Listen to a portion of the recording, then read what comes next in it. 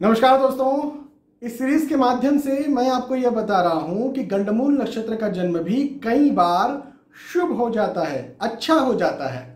जी हाँ, बिल्कुल सही सुना आपने। सामान्यतः कहीं पर भी किसी बच्चे का जन्म गंडमूल नक्षत्र में होता है तो उसके माता पिता, दादा दादी, नाना नानी, जो भी उसको पसंद करने वाले होते हैं, उसके नियरेस्ट डियरेस्ट जो भी लोग होते हैं, रिश्तेदार होते हैं, तो वो बड़े दुखी हो जाते हैं कि गंडमूल नक्षत्र का जन्म है, कुछ ना कुछ बच्चे के साथ समस्या होगी या फिर माता पिता के साथ समस्या हो जाएगी। लेकिन ऐसा हमेशा नहीं होता। जी हाँ, गंडमूल नक्षत्र का जन्म कई बार अशुभ भी है, कई बार समस्याएं देने वाला भी है, लेकिन कई बार शुभताएं देने वाला भी है, कई बार अच्छाई देने वाला भी है। और आज का ये वीडियो इस सीरीज का 5वां वीडियो है, 5th वीडियो है, जिसमें हम बात कर रहे हैं आश्लेषा नक्षत्र की। कुल 6 प्रकार के गंडमूल नक्षत्र होते हैं। कौन कौन से होते हैं? अश्विनी, मघा, ज्येष्ठा, आश्लेषा, रेवती और मूल। हमने जो है अभी तक 4 गंडमूल नक्षत्रों की बात की है। यदि आपने वो वीडियोस नहीं देखे तो उन्हें जाकर के आप बिल्कुल देख लीजिए। आज हम आश्लेषा नक्षत्र की बात करेंगे, लेकिन उसके पहले मैं आपको एक बात यहाँ पर समझा दूं कि हर एक नक्षत्र के अपने 4 चरण होते हैं। कोई भी एक नक्षत्र है ना, जैसे हम आज आश्लेषा की बात कर रहे हैं तो आश्लेषा नक्षत्र के 4 चरण हैं। ऐसे ही 6 गंडमूल नक्षत्र होते हैं, मैंने आपको बताया। तो हर एक के यदि 4 चरण होंगे तो टोटल 24 स्थितियां होंगी गंडमूल नक्षत्र की। 6 into 4 24। तो 24 स्थितियां, 24 स्थितियां ऐसी होंगी जब किसी का जन्म गंडमूल नक्षत्र में हो सकता है। हमें जो है वो चरण देखने हैं। जी हाँ, सिर्फ आपको गंडमूल नक्षत्र से आप ये मत सोचिए कि नेगेटिव है, या ये भी मत सोचिए कि पॉजिटिव है। देखिए, जो सच है, जो फैक्ट है, वो मैं आपको बता रहा हूं। फैक्ट नेगेटिव भी हो सकता है, फैक्ट पॉजिटिव भी हो सकता है। तो सिर्फ गंडमूल नक्षत्र का जन्म है तो ये मत सोचिए कि नेगेटिव है। आप जो है उसके चरण देखें।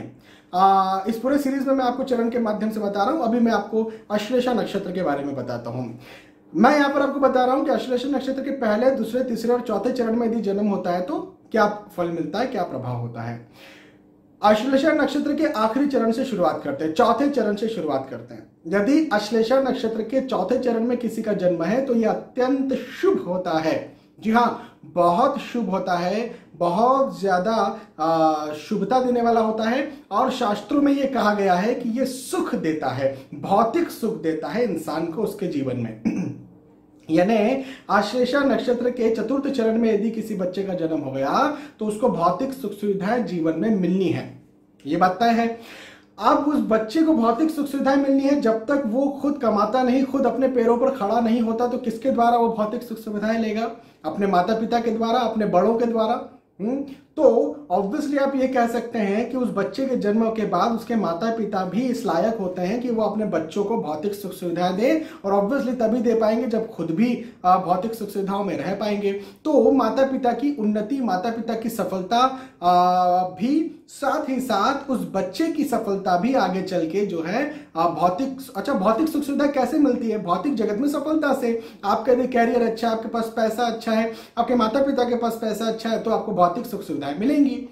तो यहां पर हम ये कह सकते हैं कि आश्लेषा नक्षत्र के चतुर्थ चरण का जन्म धन देता है, कैरियर अच्छा करता है। माता पिता, जो बच्चा पैदा हुआ आश्लेषा नक्षत्र के चतुर्थ चरण में, उसके माता पिता की उन्नति करवाने वाला होता है, उसके माता पिता को सुख देने वाला होता है, भौतिक सुख देने वाला होता है, और खुद भी भौतिक सुख से लेस होता है, खुद के पास भी भौतिक सुख होता है। तो यह बहुत अच्छी बात हो गई आश्लेषा नक्षत्र के चतुर्थ चरण का जन्म। लेकिन यहीं पर तीसरा, दूसरा और पहला, यदि इन चरणों में जन्म होता है तो क्या होता है? तो हाँ, अनफॉर्चुनेटली यहां पर होता है अशुभ। देखो, मैं फिजूल में झूठ नहीं बोलने वाला हूं। मैं फिजूल में आपको अच्छा लगे इसलिए कुछ भी कह दूं, ऐसा नहीं है। मैं शुरुआत से, जब से मैं आपके सामने वीडियोस लेकर के आता रहा हूं, जब से मैं आपके सामने लेख लेकर के आता रहा हूं, तब से लेकर के आज तक मैंने हमेशा फैक्ट कहा है। जो भी सच है वो सच का है। कई बार सच कड़वा हो जाता है, कई बार सच मीठा हो जाता है, लेकिन जो फैक्ट है, जैसा कि मैं कंसल्टेंट हूं, मुझे आपको सच्चाई बताना है, सही बात बताना है। कड़वी बात भी सही हो सकती है, मीठी बात भी सही हो सकती है। तो तीसरा, दूसरा, पहला जो चरण है आश्लेषा नक्षत्र का, वो बिल्कुल अच्छा नहीं होता है। चूंकि हम चौथे चरण से पहले चरण तरफ आ रहे हैं तो तीसरे चरण की बात कर लेते हैं। तीसरा चरण जो होता है वो शारीरिक कष्ट देने वाला होता है, ऐसा हमारे शास्त्रों में कहा गया है। शारीरिक कष्ट में स्वास्थ्य ऑब्वियसली प्रॉब्लम जो है उसको कुछ ना कुछ लगी रहती है। खास तौर पर बचपने में जब बच्चा जो है वो 10 या 12 साल तक का हो जाता है, उसके भीतर भीतर जो है उसको हेल्थ इश्यूज जो है लगते हैं आश्लेषा नक्षत्र के यदि तृतीय चरण का जन्म होता है। तो यदि दूसरे चरण का जन्म होता है तो ये कहा गया है कि पिता के लिए अच्छा नहीं होता, पिता को कष्ट देने वाला होता है, ये शायद फाइनेंस में भी दिक्कत पैदा कर सकता है, लेकिन हमारे शास्त्रों में ये कहा गया है कि ये रोग दे सकता है पिता को किसी प्रकार से। तो रोग के लिए, पिता के रोग के लिए ये द्वितीय चरण जो है आश्लेषा नक्षत्र का अच्छा नहीं होता। प्रथम चरण की बात करें तो ये माता के लिए अच्छा नहीं होता, माता के स्वास्थ्य के लिए खास तौर पर अच्छा नहीं होता। हमारे शास्त्रों में माता के स्वास्थ्य के लिए भी कहा गया है, हमारे शास्त्रों में पहला चरण माता के स्वास्थ्य अच्छा ना हो ऐसा कहा गया है आश्लेषा नक्षत्र में, दूसरा चरण जो है पिता का स्वास्थ्य अच्छा ना हो ऐसा कहा गया है। लेकिन मेरा एक्सपीरियंस ये भी रहा है कि कई बार फाइनेंस का प्रॉब्लम भी हो जाता है, इस वजह से मैंने कई बार ये शायद शब्द का इस्तेमाल किया था अभी थोड़ी देर पहले कि फाइनेंस में भी कई बार दिक्कत वो दे सकता है। तो कई लोगों को देखा है, कई लोगों को फाइनेंस में दिक्कत नहीं भी होती है, ये बात भी है।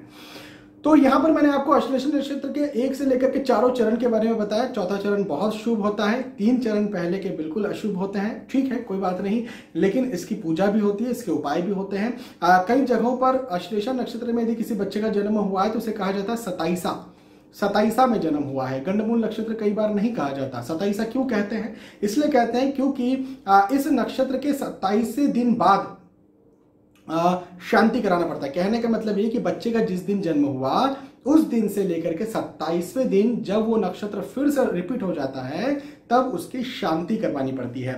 आश्लेषा नक्षत्र की पूजा पाठ हवन वगैरह होता है।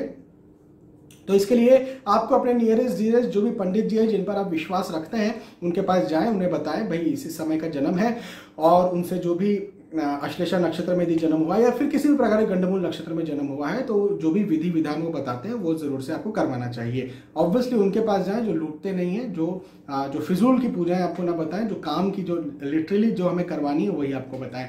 इस जगह पर आप खुद पूजा नहीं कर सकते क्योंकि इसमें कर्मकांड होते हैं और कर्मकांड हर किसी को नहीं आते, केवल उन्हें आते हैं जो इसमें प्रशिक्षित होता है, जिन्होंने पंडिताई की है, जिन्होंने पढ़ाई की है स्पेशली पंडित बनने को लेकर के, और फिर जिनके पास एक्सपीरियंस है। सामान्य जन जो भी है वो उन्होंने कर्मकांड नहीं सीखा है तो अच्छी विधि जो है वो आपके द्वारा खुद के द्वारा नहीं हो पाएगी।